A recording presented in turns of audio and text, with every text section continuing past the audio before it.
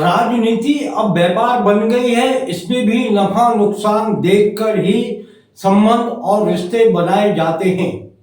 कल तक विधानसभा चुनाव के पहले तक महाराष्ट्र में महाविकास आघाड़ी में रहने वाले उद्धव ठाकरे, शिवसेना उद्धव गुट के प्रमुख उद्धव ठाकरे ने विधानसभा चुनाव में हुई हार के बाद तुरंत पलटी मारते हुए महाविकास आघाड़ी से अपने आप को अलग करने की घोषणा कर दी या फिर अलग कर ही लिया।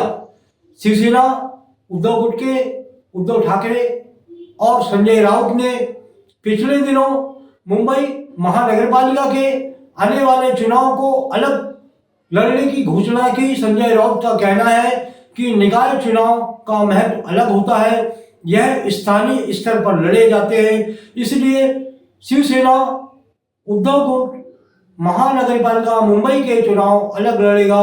वह महाविकास आघाड़ी में से अलग होकर चुनाव लड़ेगा और इन सीटों पर कांग्रेस सहित किसी भी दल के साथ कोई समझौता नहीं किया जाएगा।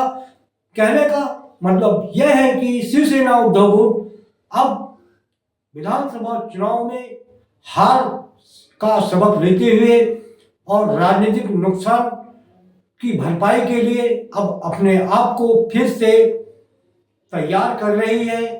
शिवसेना उद्धव गुट जो कि महाविकास आघाड़ी में रहते हुए उन्होंने हिंदुत्व के मुद्दे को पूरी तरह एक किनारे कर दिया था, लेकिन विधानसभा चुनाव में मिली पराजय ने उद्धव ठाकरे को फिर से हिंदुत्व की ओर मुड़ने को मजबूर कर दिया है। राजनीति में कब क्या होगा दोस्तों, यह कहा नहीं जा सकता। कोई कभी भी किसी के साथ आ सकता है, जा सकता है। अभी महायुति की जो जीत हुई, उनकी सरकार बनी, लेकिन उनमें भी मंत्रालय और विभागों के बंटवारे को लेकर खींचतान चल रही है।